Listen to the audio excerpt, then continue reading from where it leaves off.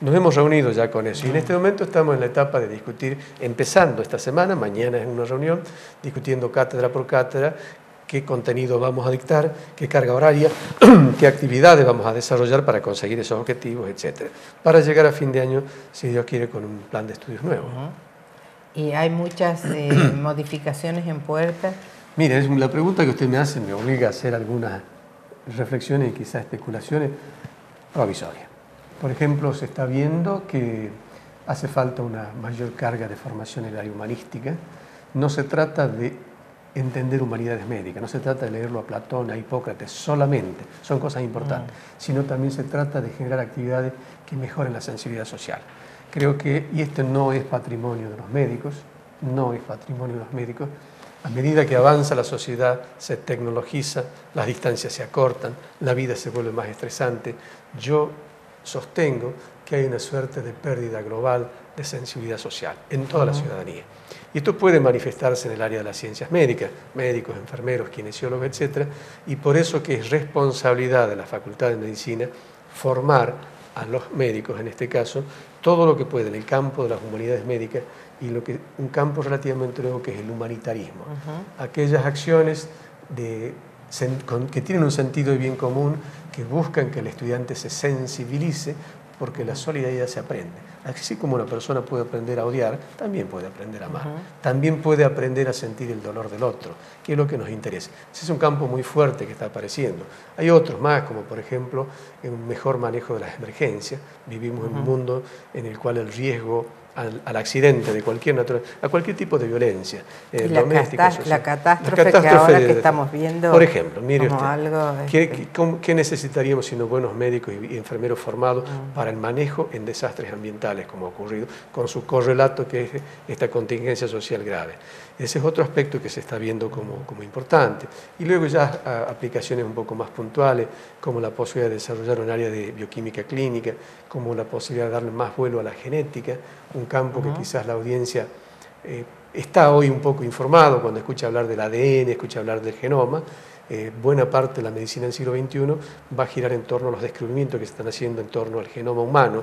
El genoma es cómo está escrito en nuestras células, que va a ser nuestra herencia y va a ser nuestra vida. A medida que más descubrimos de eso, más se pueden ir generando propuestas diagnósticas y métodos terapéuticos, de manera que genética es un campo que creemos que hay que desarrollar un poco más.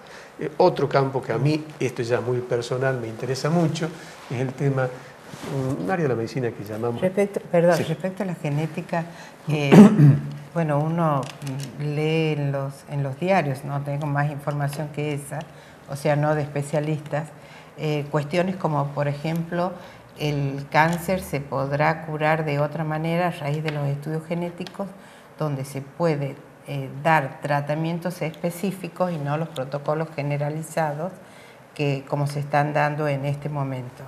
O enfermedades como la fibrosis quística, que están también, está siendo trabajada la especialidad para, no sé si curar, no sé si prevenir, pero sí modificaciones sustanciales en los tratamientos a partir de los estudios genéticos. ¿Qué de eso tenemos aquí en Tucumán? ¿Se está formando la gente para eso? ¿Cómo es la cosa? ¿Y qué otras cosas que seguramente se me escapan? Hoy, por ejemplo, para que la ciudadanía, que seguramente tenemos la mala suerte de vivirlo a veces de cerca, como es el cáncer de mama, una enfermedad de alta importancia, de una frecuencia significativa y un problema de salud de la mujer muy importante, la aplicación de los conocimientos en genético permite tipificar determinado tipo de cáncer de mama que, una vez identificado el gen vendría a ser como la señal, la marca que identifica determinado aspecto del organismo humano. Identificado ese gen, permite modificar la conducta terapéutica para con ese tipo de cáncer de mama. En algunos casos, por ejemplo, modificando el protocolo de drogas oncológicas, que es un lenguaje que la ciudadanía ya tiene incorporado en su acervo cultural, y en otros casos incluso tomando medidas preventivas.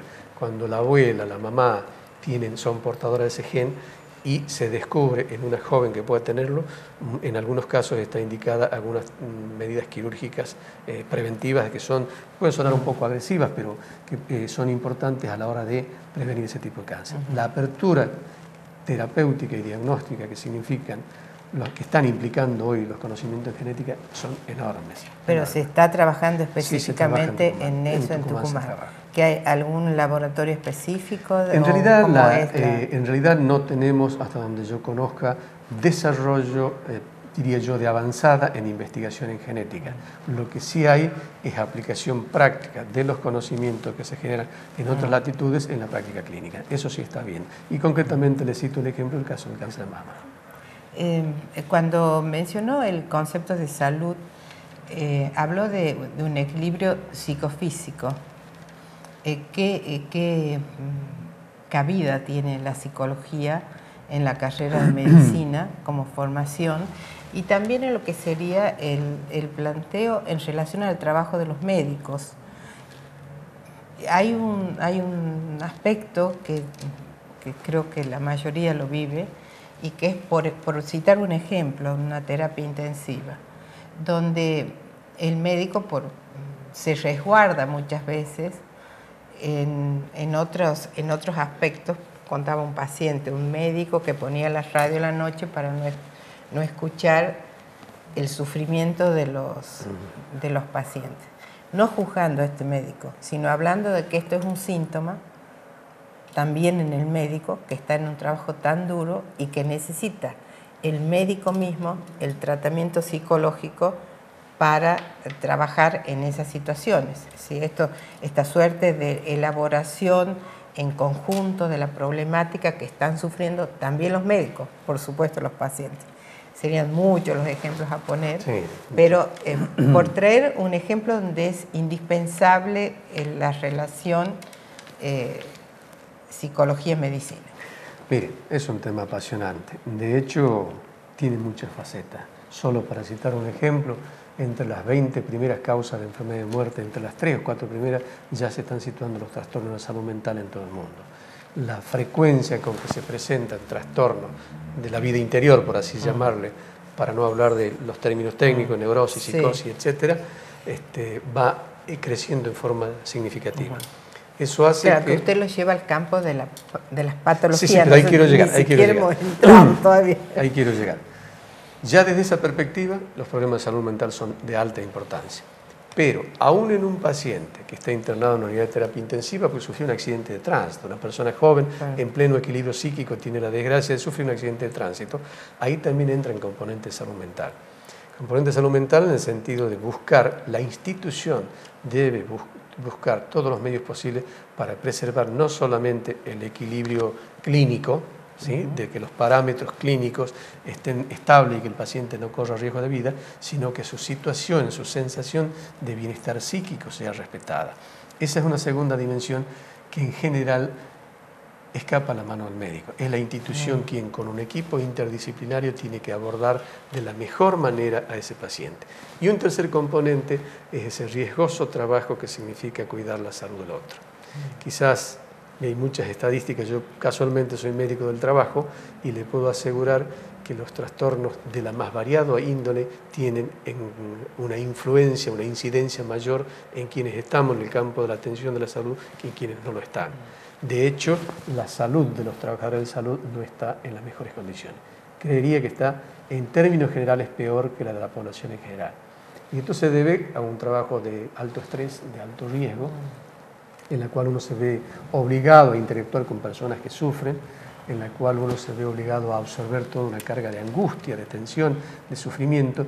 Y yo creo, Blanca, que ningún médico, ningún enfermero merece ejercer su profesión si no le duele el dolor del otro. Una condición esencial, sentir el dolor del otro. Ahora bien, ¿quién tiene la fortaleza tal como para trabajar 10, 12 o 14 horas como trabajan muchos profesionales de la salud? Y a veces soportar eso, y no bien remunerado. La mayoría de las veces no bien remunerado.